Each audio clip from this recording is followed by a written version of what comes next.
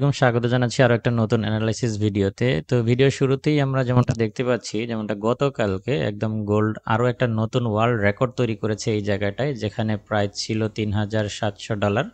তো $3,700 থেকে এইটাকে ক্রস করে নাই। আমরা বলেছিলাম যে আপনাদের নিশ্চয়ই মনে থাকার কথা যে যদি 3,700-কে ক্রস করে তাহলে এটা প্রাইস আরও আপ হয়ে মানে আরও বেশ খানিকটা আপ হবে। যাই হোক, তো এইখানটা থেকে আমরা যেটা লক্ষ্য করতেছি $3,700 থেকে প্রাইস যথেষ্ট কারেকশন দিয়েছে এখন পর্যন্ত। এই কারেকশনটা কেন আসছে সেটা হচ্ছে যে গতকালকে কিছু নিউজ আসছিল, আপনারা নিশ্চয়ই জানেন যে রিটেল সেলসের কিছু নিউজ ছিল এবং সেই টাইমে আমি টেলিগ্রামেও অ্যালার্ট করেছিলাম এবং তখন মার্কেটটা ছিল ঠিক এই প্রাইসটাতে, এখানটায় হচ্ছে ট্রেড করতেছিল। তো তারপরে এই প্রাইসটা কিছুটা আপ হয়ে আবারও এখান থেকে প্রাইসটা কারেকশন দেওয়া শুরু করে। তো মূলত ওই নিউজের ডেটাগুলো প্রত্যেকটাই ডলারের জন্য পজিটিভ ছিল, যে কারণে এখানে গোল্ড $3,700 পর্যন্ত আরও একটা নতুন অল টাইম হাই রেকর্ড তৈরি করে এখান থেকে প্রফিট বুকিংয়ের শিকার হয়েছে।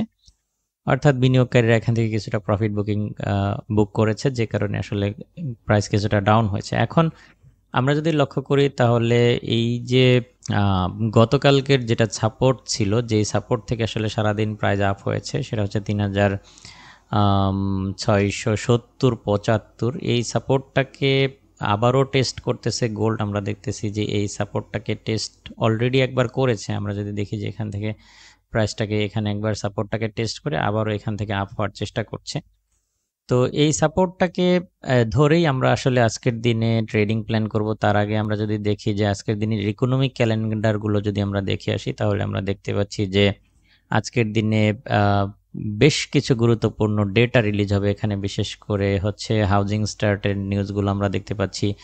একই সাথে হচ্ছে ক্যাডের ইন্টারেস্ট রেট ডিসিশন রয়েছে, যেখানে আমরা দেখতে পাচ্ছি যে এখানেও 25 বেসিস পয়েন্ট কিন্তু ইন্টারেস্ট রেট কমার সম্ভাবনা আমরা দেখতে পাচ্ছি।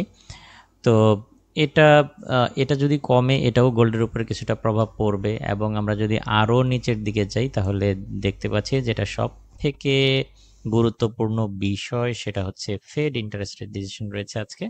তো এই নিউজটা অত্যন্ত গুরুত্বপূর্ণ ভূমিকা রাখবে, যেখানে আমরা লক্ষ্য করছি যে বর্তমানে ইন্টারেস্ট রেট রয়েছে 4.5%, এটা কমে হচ্ছে 4.25% হতে পারে। অর্থাৎ এখানে 25 বেসিস পয়েন্ট কিন্তু রেট কমার সম্ভাবনা কিন্তু আজকের দিনে দেখা যাচ্ছে। তো এটা অবাক হওয়ার কিছু নাই। যারা আমাকে নিয়মিত ফলো করেন কিংবা আমার অ্যানালাইসিস গুলো দেখেন, তারা নিশ্চয়ই জানেন যে এটা আমি অনেক আগে থেকেই বলতেছি যে সেপ্টেম্বরে রেট কমার সম্ভাবনা রয়েছে কিংবা কমতে পারে। তো আমরা আশাবাদী যে আসলে ফেড ইন্টারেস্ট রেট আজকে 25 বেসিস পয়েন্ট যেটা প্রত্যাশা করা হচ্ছে, এটা হয়তো বা কমে যাবে, এটা কমানো হতে পারে। তো ফেড রেট কমবে, সেই কারণেই গোল্ড আসলে এই যে $3,450 থেকে 3,600, 500, 600, $700 পর্যন্ত উঠে গেল। তাহলে এখানে প্রশ্ন চলে আসে, আজকে হচ্ছে সেই কাঙ্ক্ষিত দিন যেখানে আজকে হচ্ছে রেটটা আসলেই সত্যিকার অর্থেই কমতে চলেছে। তো আজকে আসলে কি হবে? তো এই প্রশ্নের উত্তর খোঁজার চেষ্টা করব। আমি আপনাদেরকে স্টেপ বাই স্টেপ বোঝাবো যে রেট কমলে মানে নিউজ টাইমের আগে ট্রেডিং প্ল্যান কি হতে পারে, নিউজ টাইমের পরে কি হতে পারে, ইত্যাদি বিষয়গুলো। তো শুরুতেই আমরা যদি দেখি যে তাহলে আমরা দেখতে পাচ্ছি যে এখানে বর্তমানে একটা সাপোর্ট, যেটা গতকালকের সাপোর্ট ছিল, সেই সাপোর্টটা ধরে এখনো ট্রেড করছে।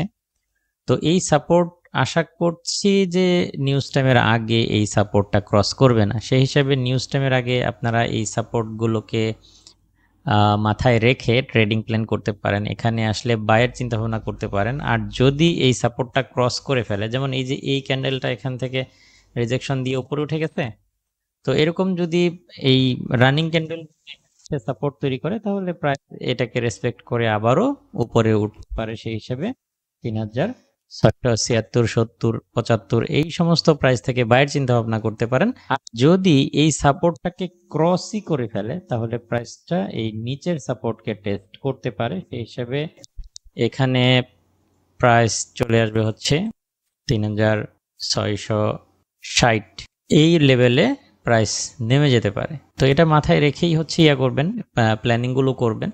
তো সব থেকে বেস্ট হবে আপনারা যদি 3,676, 70-এর আশেপাশে হচ্ছে ট্রেড নেন, বাই পজিশন নেন, সেক্ষেত্রে এটার স্টপ লসটা 3,070-এ কিংবা তারও নিচে দিয়ে রাখতে পারেন। কারণ এখান থেকে এটা যদি ক্রস করে নেমে যায় তাহলে আসলে বেশ খানিকটাই নামবে, এতটা রিস্ক নেওয়ার আসলে প্রয়োজন নাই।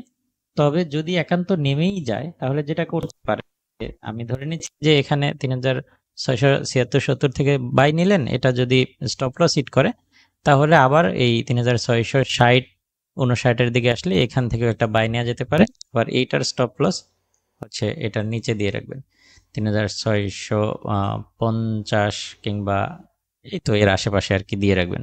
তো এই হচ্ছে মোটামুটি অবস্থা। আজকের দিনে ফেড রেট কমার পর আমরা ধারণা করছি যে 3700 যে এই যে জোনটা এটাকে ক্রস করে ফেলতে পারে। যদি ফেড রেট কমানো হয় তাহলে এই যে জোনটা গতকাল যেটাকে রেসপেক্ট করেছে ভেঙে উপরে যেতে পারে।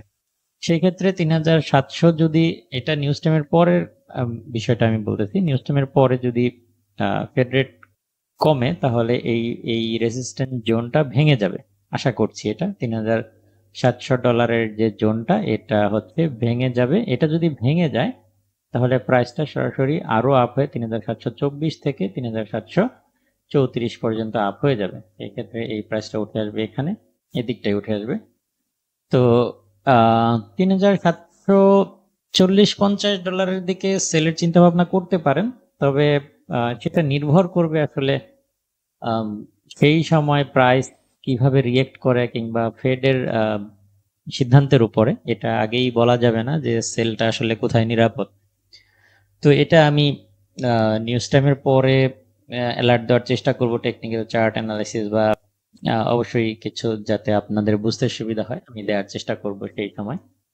তো আপাতত এই সেটআপ অনুযায়ী আপনারা আপনাদের ট্রেডগুলো ম্যানেজ করবেন।